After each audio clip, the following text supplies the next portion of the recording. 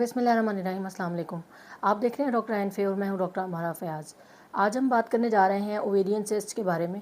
बहुत सारे मेरे पेशेंट्स मुझे अलग से मैसेजेस भी कर रहे थे व्हाट्सएप पे भी, उसके अलावा भी बहुत सारे कमेंट्स भी अक्सर आ रहे होते हैं कि भाई आप ओवेरियन सिस्ट के बारे में बताएं, या पेशेंट्स पूछ रहे होते हैं व्हाट्सएप करके पूछ रहे होते हैं कि भाई हमें सिस्ट डायग्नोज हो गई है, तो अब क्या करें, अब इसके लिए इसकी वजह से प्रेगनेंसी नहीं होगी, या बड़ी एप्रीहेंशन हो रही होती है कि भाई अब क्या करें। तो आज हम इन सारी चीज़ों के बारे में भी बात करेंगे और देखेंगे कि ओवेरियन सिस्ट कितनी किस्म की हो सकती हैं और उनकी होने की वजूहात क्या हो सकती हैं, और उसके अलावा उनसे बचा कैसे जा सकता है, और अगर किसी को हो जाएं तो वो उनका इलाज कैसे मुमकिन है। और उसके अलावा हम ये भी देखेंगे कि हर सिस्ट ख़तरनाक होती है या नहीं होती, या हर सिस्ट बांझपन की वजह बनती है या नहीं बनती। इस बारे में भी अभी आज हम इस वीडियो में बात करेंगे। सबसे पहले देख लेते हैं कि सिस्ट होती क्या है। सिस्ट एक पानी की थैली टाइप आप कह लें कि उसके अंदर पानी भी हो सकता है, उसके अंदर कोई और इन्फेक्शियस मटेरियल भी हो सकता है, और उसके अलावा कोई उसके अंदर कोई और टिश्यूज़ भी हो सकते हैं, जैसे कि यूट्रस ख़वातीन में जो बच्चेदानी होती है उसका टिशू भी हो सकता है। उसके अलावा उसके अंदर दांत, बाल, नाखून, इस तरह का कोई टिशू भी हो सकता है, और ये सारी जब होंगी इनके अंदर तब ये मुख्तलिफ इकसाम बनाती हैं ओवेरियन सिस्ट की। सबसे पहले देख लेते हैं, कुछ होती हैं फंक्शनल सिस्ट। फंक्शनल सिस्ट में हमारे पास आ जाती हैं कॉर्पस लूटियम सिस्ट और हमारी फॉलिकुलर सिस्ट। अब ये दोनों सिस्ट क्या हैं? इनमें क्या होता है कि नॉर्मली हर ख़ातून में नॉर्मल माहवारी के साथ हर महीने जो एक पीरियड्स का साइकिल है उसके दौरान एक एग रिलीज़ होता है ओवरी में से, ठीक है। अब वो एग एक फॉलिकल के अंदर, एक थैली के अंदर बन रहा होता है एग, और जब नॉर्मली क्या होता है कि वो एग रिलीज़ होता है और वो थैली वहाँ से फॉलिकल ख़त्म हो जाता है। अब क्या है कि अगर वो फॉलिकल ख़त्म नहीं हो रहा तो वो एक सिस्ट बनाने की वजह बनेगा, ठीक है। कई दफ़ा ये होता है कि वो फॉलिकल एग निकलने के बाद, एग रिलीज़ होने के बाद भी वो फॉलिकल ख़त्म नहीं हुआ तो वो एक सिस्ट की टाइप है। और अगर वो एग रिलीज़ ही नहीं हुआ उसके अंदर से, वो फॉलिकल समेत ही वो रह गई है वहाँ पे और वो सिस्ट उसने बना दी है, वो साइज़ में बड़ी हो गई, तो वो फॉलिकुलर सिस्ट होगी। ये दोनों टाइप्स हैं, ये फंक्शनल सिस्ट में आती हैं। ये बनती और ख़त्म होती रहती हैं हर साइकिल के साथ, तो इनके लिए बहुत ज़्यादा कोई परेशान होने की ज़रूरत नहीं होती, और नॉर्मली इनके होने का पता भी नहीं चलता कि ये किसी खातून को हैं या नहीं है। इनकी मौजूदगी का एहसास समटाइम्स इंसिडेंटल फाइंडिंग होती है, किसी और वजह से अल्ट्रासाउंड कराने जाएँ या कोई और, तो पता चल रहा होता है कि ये भी एक चीज़ अंदर मौजूद है, ठीक है। उसके अलावा और भी तरह की सिस्ट होती हैं, जिनमें एक आ गई डर्मोइड सिस्ट भी होती है।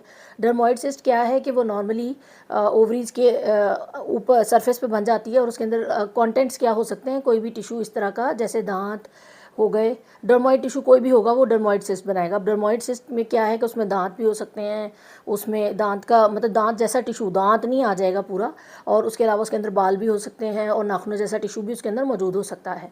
लेकिन ये बिनाइन होती हैं, ये कैंसर में तब्दील नहीं होती। इनके लिए परेशानी, इनको ख़त्म, अगर ये कोई सिम्टम्स कराएं यानी ये कोई तकलीफ़ दे रहे हो पेशेंट को, तो अब इनको ख़त्म करना ज़रूरी होता है, और वो आगे देखते हैं किस तरीके से ख़त्म हो सकती हैं। लेकिन अगर ये तकलीफ़ नहीं दे रही हैं और कोई सिम्टम्स नहीं हैं तो इनको ख़त्म करने की ज़रूरत नहीं होती। ये साल पेशेंट्स में पड़ी भी रह सकती हैं। अच्छा, उसके अलावा आगे आती हैं एंडोमेट्रियम सिस्ट, एंडोमेट्रियोमास जिनको कहते हैं, या एंडोमेट्रियोसिस जो करा रही होती हैं सिस्ट। अब वो क्या है कि यूट्रस यानी बच्चेदानी की जो अंदर से टिशू है वो ओवरीज के ऊपर बनना शुरू हो जाए, यानी बच्चेदानी का टिशू बच्चेदानी से बाहर ग्रो करना शुरू कर जाए, तो उसको एंडोमेट्रियोसिस कहते हैं। नॉर्मली ये वाली जो सिस्ट हैं ये पेनफुल होती हैं, ठीक है, और ये साइकिल के साथ साथ इनकी ग्रोथ कम ज़्यादा होती रहती है। और नॉर्मली जो एंडोमेट्रियोटिक सिस्ट होगी वो आसानी से रिग्रेस नहीं करती। इसके लिए समटाइम्स हम ये भी कर सकते हैं कि ये भी साइक्लिकल होती हैं, ठीक है, मतलब साइकिल से ही रेलिवेंट इनका भी है। ये हार्मोन्स ऊंचे नीचे होते हैं, उसकी वजह से ये मुख्तलिफ टाइम्स पे बन रही होती है। मोस्टली ये भी कोई सिम्टम्स नहीं कराती, ये भी कैंसर में तब्दील नहीं होती, लेकिन फिर भी अगर जितनी भी सिस्ट हम जिक्र कर रहे हैं अभी तक, सबसे ज़्यादा अगर कोई पेनफुल होती है तो वो एंडोमेट्रियोटिक सिस्ट होती हैं। अच्छा, उसके अलावा होते हैं सिस्ट एडिनोमास। ये क्या है, ये ओवरी के अंदर या ओवरी के ऊपर बन सकते हैं। इसके अंदर पानी हो सकता है, कोई लेसदार मटेरियल हो सकता है, या कोई इस तरह की कोई भी। ये हो गई किस्में। अब हम देख लेते हैं कि इनसे इनकी वजूहात क्या हो सकती हैं कि बन क्यों जाती हैं।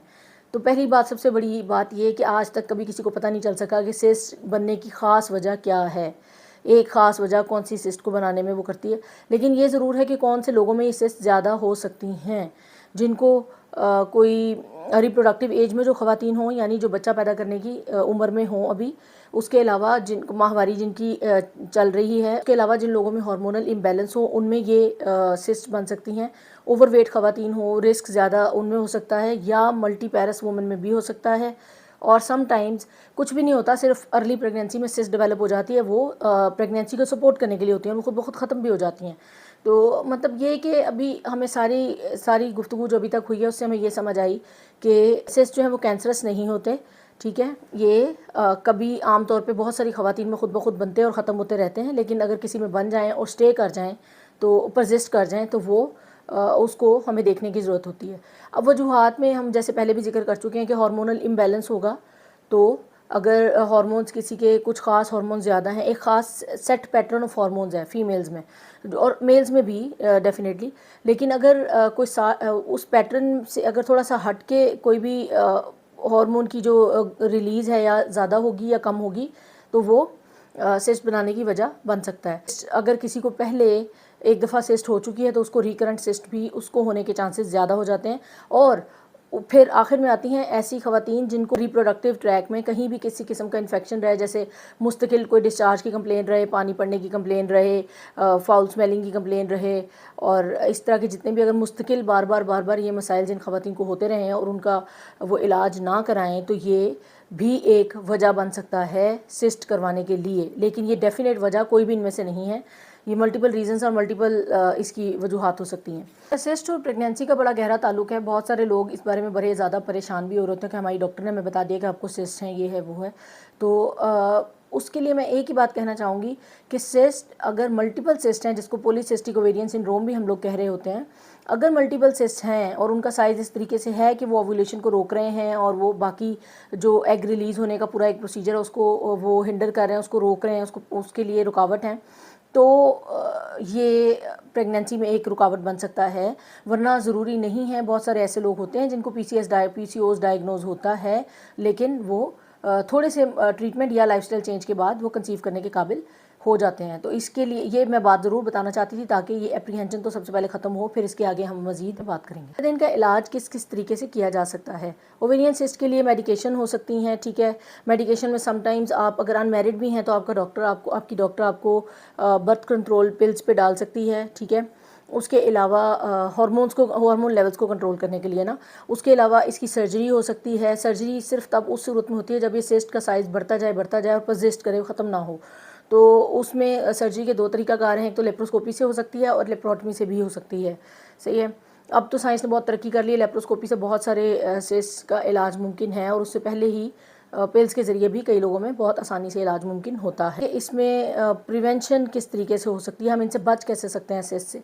पहली बात तो ये कि जितने रिस्क फैक्टर्स हैं उनको हम ख़त्म कर दें, अपना लाइफस्टाइल चेंज करें, डेली वॉक करें, एक्सरसाइज करें, उसके अलावा अपना डाइट में फ़ाइबर लें ज़्यादा, और रिस्क फैक्टर्स जितने भी हैं उनको हम ख़त्म करें, ताकि हार्मोन बैलेंस हमारा फ़िट रहे, और सिस्ट की जो हम हाई रिस्क केसेस में सिस्ट बनने के लिए हम लोग ना आएँ, उस एक सेक्शन ऑफ पीपल है उसमें हम ना फॉल करें।